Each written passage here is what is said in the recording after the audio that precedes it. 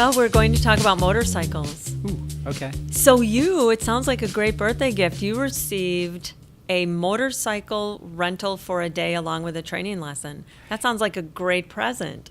Yeah, my friend Jeff had been into motorcycles for a long time, and he thought, well, give you a training thing. You can go get your license, and then maybe we can ride together. So he gave me the training thing, and I spent a weekend learning to. Well, it's actually a week, but a weekend of. It's actually a week, but a weekend of actual riding the rest of his classroom, and I got 100. I was like the. Top in the class. Yeah. Wow. So before we talk about what happened that day, have you had an interest? Is this something that you've wanted to do in your life? I've always been more of a 4-wheel person or an 18-wheel person. All right. So it wasn't like big on my radar, but I felt like I can drive everything else. Why wouldn't I get a motorcycle license too? Sure. So and when he gave it to me, I was like, well, I kind of have to. All right. So you hit the road with Jeff and went out to some beautiful areas of, lovely southeastern Wisconsin. And was it a good day? It was a good day with just a little bit of drama in it. After lunch, we were up in the Holy Hill area and we took off again. And he was sort of leading the way. I didn't know where we were going, so I just followed him wherever he was going. And we were on, I don't even remember the name of the road, but a kind of a windy back road. And it was kind of neat because you're leaning the bike one way, leaning it the other. And then one of those leaning things, I leant it too far and hit the ground. And then I tried to recover, and I lost control of the bike, and I smashed into the front yard of these people who fortunately weren't home. So you wiped out the bike. What's the first thing that goes on in your mind when you dump a bike? Get back up before Jeff realizes that I'm not behind him anymore. So that was the very first thing on my mind was get out, get up, get on, and get out of here. And were you able to do that? Yeah. I was able to do it, but as I started off, he was coming back because he'd looked back evidently and I wasn't there. And All right. But I was able to get back up, get on, and get out of there. All right. So the bike was drivable the rest of the day. You continued your day. We did. We stopped a few more times along the way, and every time we stopped, we noticed something else that was broken, bent, dented, or otherwise not the way it should be. But yes, we kept going the whole day. All right. Yeah. And you shared when you eventually took the bike back to the shop that bike rental managers actually lose their smile and turn a bit white and grab a clipboard when the report comes back that you dumped the bike over. Yeah, the dreaded clipboard. So the first thing they tell you when you leave, or maybe not the first thing, the last thing they tell you when you leave with the bike is, don't damage the bike. Yes. Got it. I won't damage the bike. When you come back and you've damaged the bike,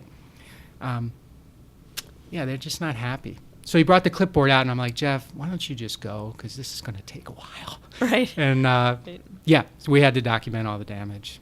So just kind of in wrapping up, because you're really good with lessons learned. So what lesson do you draw from a day like this? Well, pain is a process. Learning involves pain. Maybe not always physically, but in this case it was physical. So it's not the bike's fault. It's my fault, and I just need to keep going because I'll get through the pain and I'll be better.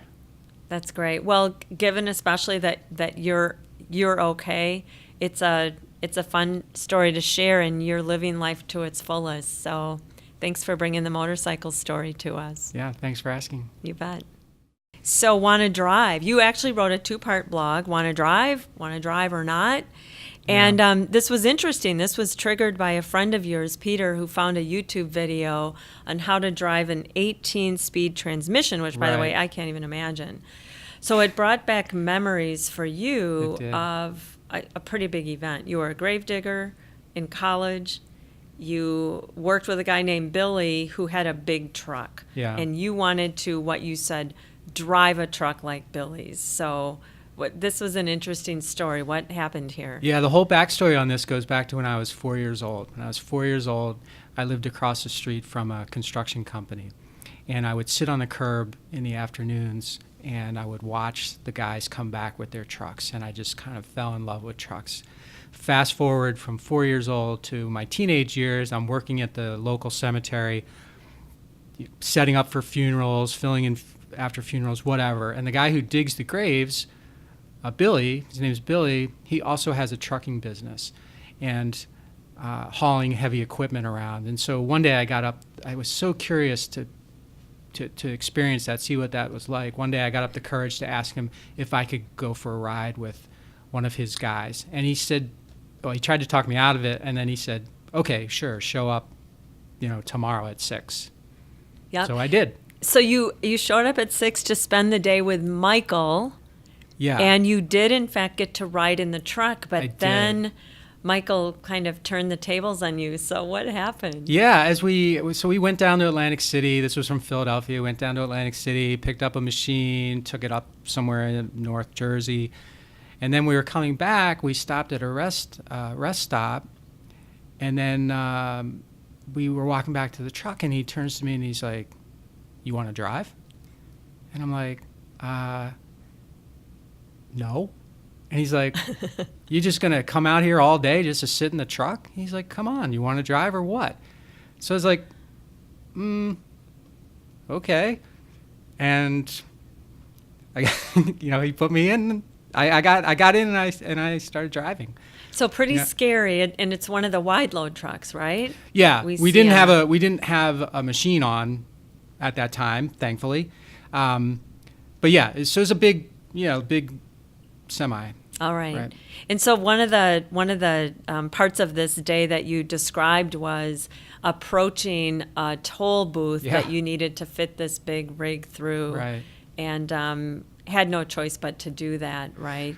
Yeah, I mean, once we got started, he kind of took a nap. So we were on the Jersey Turnpike, I think, and we're driving down, and I see the sign that there's a toll booth up ahead, like 2 miles or something. So I hit him, and I'm like, I can't do this. He's like, what? It's just you just steer between the toll booth. You got to stop anyway to pay him. I'm like, okay.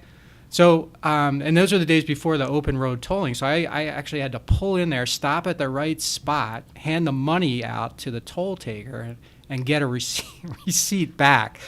So it was very scary. It was very scary. So I'm just wondering, kind of as a conclusion to the story, throughout the whole rest of your life, how many times did you see a truck like that and kind of say to yourself, like, oh my God, I drove one of those? Oh, well, a lot, because I did.